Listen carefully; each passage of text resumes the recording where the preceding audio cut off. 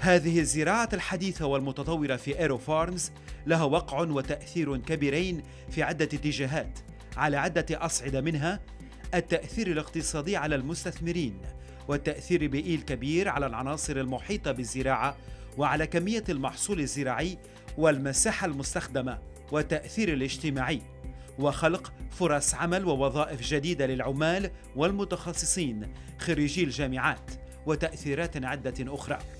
عن كل هذه العناصر وتفاصيلها طرحت السؤال على المؤسس المشارك والرئيس التنفيذي لإيرو فارمز ديفيد روزنبرغ. We're proud of the capital we've raised from the likes of Prudential, Goldman Sachs, GSR, leader investor in LED investments out of China, another investor called Midland, which is a leader in agriculture, another one, Wheatsheaf, a leader in agriculture, and Mission Point, a leader in impact investing. Another group is the environmental impact. So in this category, in agriculture in general, agriculture uses over 60% of the world's fresh water. It attributes to pollution, or its impact on pollution. Unfortunately, 60% of the world's freshwater pollution comes from agriculture. Additionally, the world's lost 30% of its arable land in the last 40 years. In this category of leafy greens that we grow, you have tremendous production consolidation, where most of this is produced in California, where you have severe droughts. And in fact, water is shipped from the Colorado River to California, and people are sucking more and more groundwater. So you think of the depletion of arable land, fresh water. In addition, you have population growth. You have trends in urbanization. By some estimates, we need 50% more food by 2050. So now you look at Aero Farms, we could take a plant and grow it using approximately 95% less water in these grow towers, and our productivity per square foot is 130 times that of a field farmer, meaning what they could grow in 1 square foot, we could do 130 times that amount, and we do that using zero soil. So we're not depleting valuable nutrients from the soil.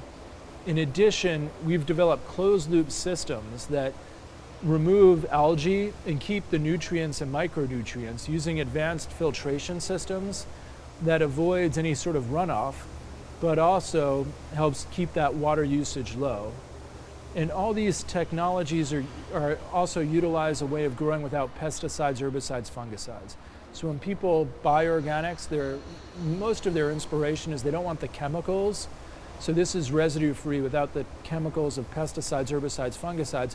Our cloth, which is a growth media, is cloth instead of soil. Barriers the fertilizers, so the leaves stay pristine and it doesn't need a washing. Washing is where, from a food safety standpoint, you have a micro-contamination becomes a macro-contamination in the washing. And that's further significant because in this category of leafy greens, 11% of all food contamination comes from leafy greens. If you think of Salmonella, Listeria, E. coli, leafy greens is a big part of this. We eliminate the washing step because we eliminate the use of pesticides, herbicides, fungicides. And the washing also further damages the leaf, and then you have to dry it, which further damages the leaf, and then often you're packaging in moisture, which further damages the leaf, which gets to another impact. In this category, over 60% of the food that comes off a farm spoils.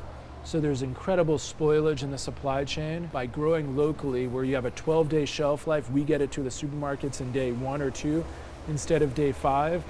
It's keeping product available to be eaten a much longer amount of time. So that speaks to all of our environmental impact. And then the third meaningful impact is the social impact. And here, we typically go in underprivileged cities where the economics aren't as strong as other cities, and we're helping alleviate food deserts. We help employ locally.